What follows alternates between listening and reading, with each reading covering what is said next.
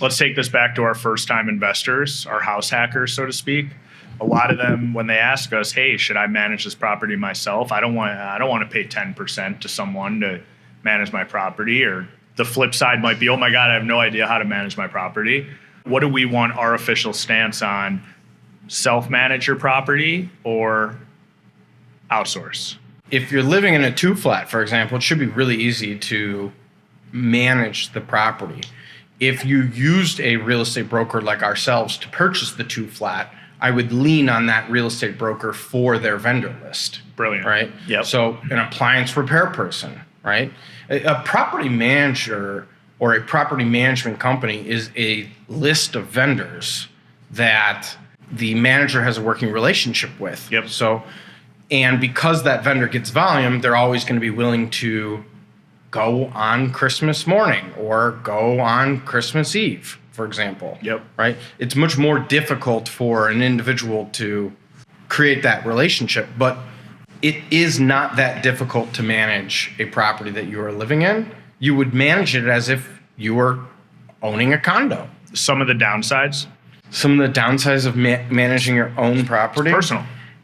It's personal as hell. It's personal. Yeah. I mean, I could only imagine going and trying to collect rent that's 5 days overdue from my tenant below me after I just had a late night gathering the night before, knew they could hear. You know what I mean?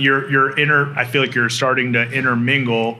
Hey, I'm your boss. I'm your landlord, right? You owe me money.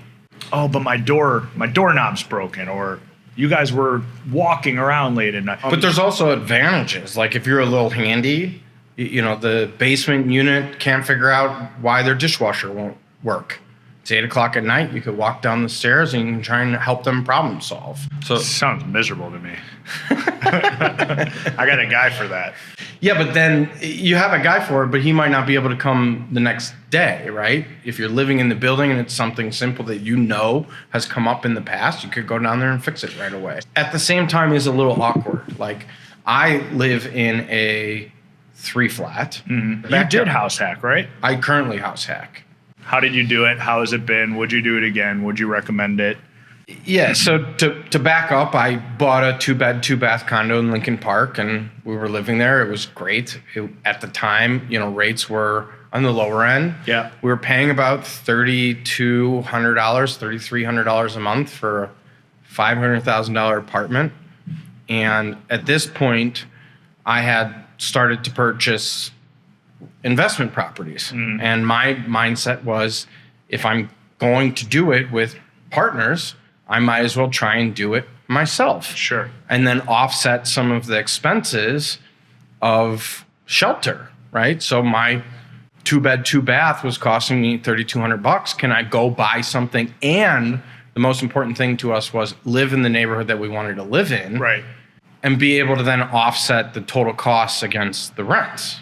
Yep. So that's what I went out and looked for.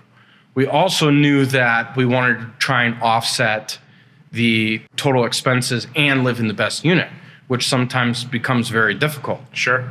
Typically, you have to live in the worst unit. Right. Because the other units are the higher rent amounts. Right. And so my fiance now and I started looking. We wanted to live in Roscoe Village. And the multifamilies in that neighborhood are a little more pricey, so it is more difficult to have the income offset the mortgage. Mm-hmm. That's a functionality of adjusting down payment too. So that's something we looked at. We didn't use one of these 3.5% down FHA, first-time home buyers, or 5% or 10%. I essentially adjusted the down payment. I did 25% down. So you bought it as if it was a strict rental investment property. As an investment property. And we've been there 5 years now. And over the last 5 years, we've increased rents. And we're at a point where now I live on the top floor in the best unit for basically free.